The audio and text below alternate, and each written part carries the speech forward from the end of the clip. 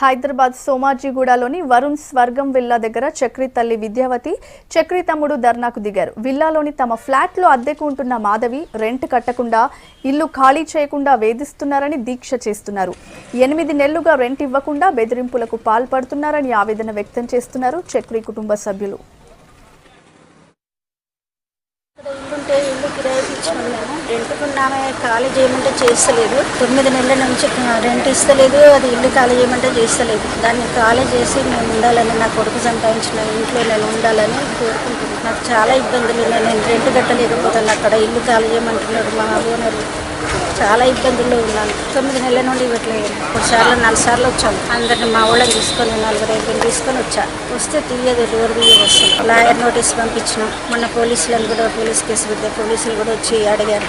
అడిగితే నేను ఏమి చెప్పను, సివిల్ మ్యాటర్, మీరు ఏం చేయొద్దు నన్ను అని అన్నారు. 4-5 సంవత్సరాలుగా ఈ అద్దెలన్నీ బ్యాంకు లోన్లు ఉంటే ఆ ఇంటికి బ్యాంకు లోన్ కడుతున్నాం. ఈ ఇల్లు కొనింది ఇప్పుడు కాదండి, 2004లో. ఇప్పుడు కిరాయికి ఉంటున్న మాధవి అనే ఆవిడ, మా ఆయన యుఎస్లో ఉంటాడు, నాకు 2 పిల్లలు, ఒక పెద్ద కూతురు మా ఆయనతో ఉంటుంది. నేను నా చిన్న కూతురు ఇక్కడ ఉంటాము అని చెప్పి వస్తే రెంట్కి ఇవ్వడం జరిగింది. అన్నయ్య చనిపోయినాక ఒక 2 మంత్స్ మాత్రం పే చేసింది. 3rd మంత్ నుంచి ఆమె ఇంకా పే చేయడం మానేసింది. ఆ తర్వాత బ్యాంకుకి పే చేస్తున్నానని చెప్పి అబద్ధాలు చెప్పడం కొన్ని రోజులు.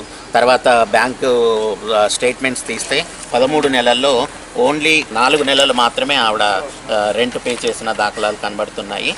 సో ఆమెను ఏ విధంగా ఫోన్ చేసి మాట్లాడినా మాట్లాడట్లేదు, ఇంటికి వెళ్తే డోర్ తీయట్లేదు.